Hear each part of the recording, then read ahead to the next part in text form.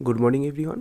তোমাদের NM GNM entrance এক্সামের জন্য ভৌত বিজ্ঞান বা ফিজিক্সের উপর গুরুত্বপূর্ণ এখানে 500টি এমসিকিউ প্রশ্ন উত্তর আমরা ম্যারাথন নেব, যাতে তোমরা অবশ্যই ভালো কমন পাও, স্কোর অবশ্যই ভালো করতে পারো। তো এক এক করে আমরা অবশ্যই প্রশ্নগুলো দেখে নেব। দেখো, এগুলো অনশর্ট প্রত্যেকটা, ঠিক আছে, খুবই গুরুত্বপূর্ণ। ওকে, আচ্ছা, প্রথম প্রশ্ন, শব্দের গতিবেগ সর্বোচ্চ হয় কোন মাধ্যমে? তোমরা সকলে জানো যে শূন্য মাধ্যমে শব্দের গতিবেগ সর্বোচ্চ হয়। ওকে, হাইড্রোজেন যে বোমা তৈরি করা হয় কোন প্রক্রিয়ায় এটা তৈরি করা হয়? আমরা সকলে জানি যে নিউক্লিয় ও সংযোজন প্রক্রিয়া এটা কিন্তু তৈরি করা হয়। আমাদের পরবর্তী প্রশ্ন দেখো, যে ইলেকট্রিক বাল্ব অর্থাৎ আমরা যেটা ব্যবহার করি সেখানে কোন গ্যাস থাকে? আমরা সকলে জানি সেখানে হাইড্রোজেন গ্যাস থাকে।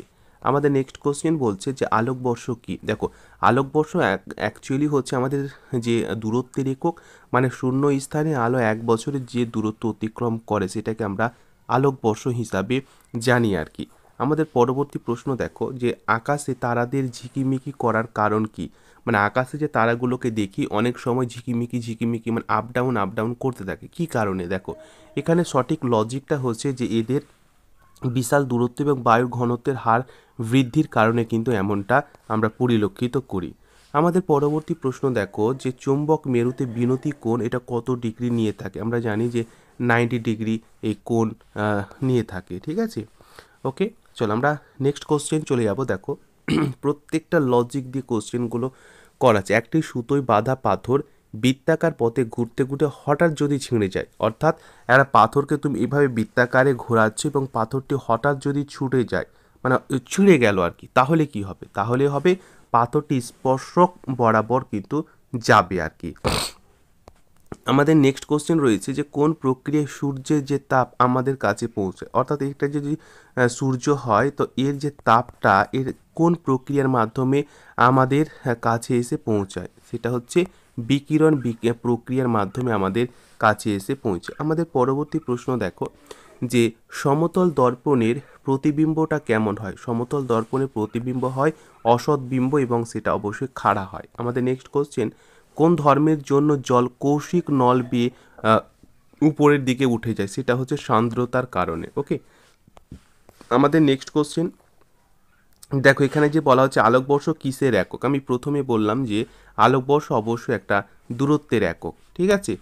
খুবই গুরুত্বপূর্ণ প্রশ্নগুলো, দূরত্ব থাকবে, সময় থাকবে, এইভাবে অনেক থাকবে, কিন্তু আমাদের দূরত্বের একক হবে। নেক্সট কোশ্চেন বলছে কোন বস্তু তাপমাত্রা বৃদ্ধি করতে প্রয়োজনীয় তাপকে আমরা কি বলবো? মানে কোনো বস্তু যে তাপমাত্রাকে আমরা বৃদ্ধি করব তার জন্য যে প্রয়োজনীয় তাপ আমাদের দরকার তাকে আমরা কি বলবো? সেটাকে আমরা অবশ্যই তাপ গ্রহিতা বলবো। ক্লিয়ার? আচ্ছা, নেক্সট কোশ্চেন, কোন রশ্মিটি সবচেয়ে বেশি বিপজ্জনক? অর্থাৎ ক্ষতিকারক কোন রশ্মিটি সবচাইতে বেশি ক্ষতিকর, মানে ক্ষতি করে কোন রশ্মিটি? আমরা সঠিক উত্তর করব অবশ্যই গামা রশ্মি।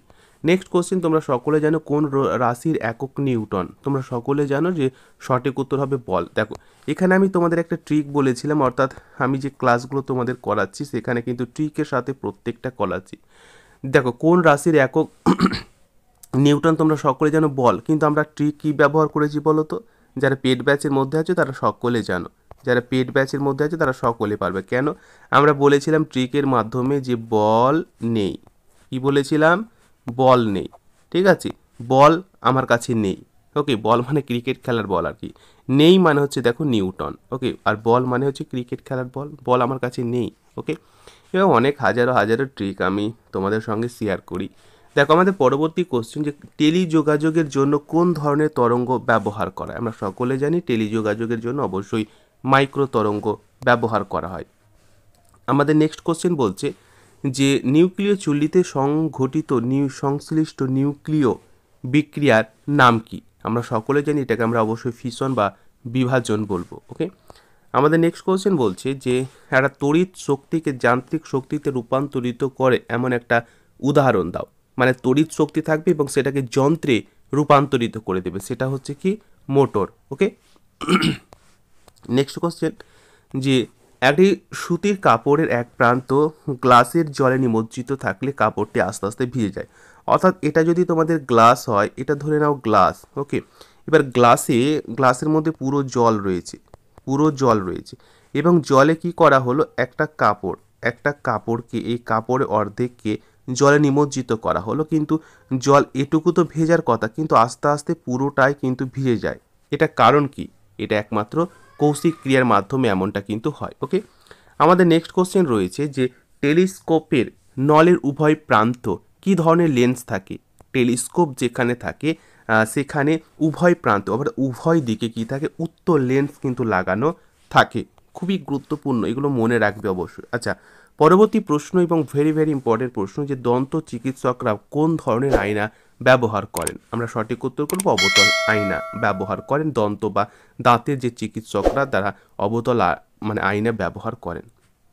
পরবর্তী ক্লাসের জন্য অবশ্যই এই ক্লাসটি লাইক সাবস্ক্রাইব করে রাখো, যাতে পরবর্তী আপডেট তোমরা সকলে পাও। এবং আমরা অবশ্যই 500টি কিন্তু এখানে এমসিকিউ কোশ্চেন আলোচনা করব, খুবই খুবই গুরুত্বপূর্ণ, মানে এখান থেকে তুমি কিন্তু অবশ্যই কমন পেয়ে যাবে। তো অবশ্যই লাইক সাবস্ক্রাইব করে রাখো যাতে কোনো ক্লাস মিস না হয়। থ্যাংক ইউ, ভালো থেকো, অল দ্য বেস্ট।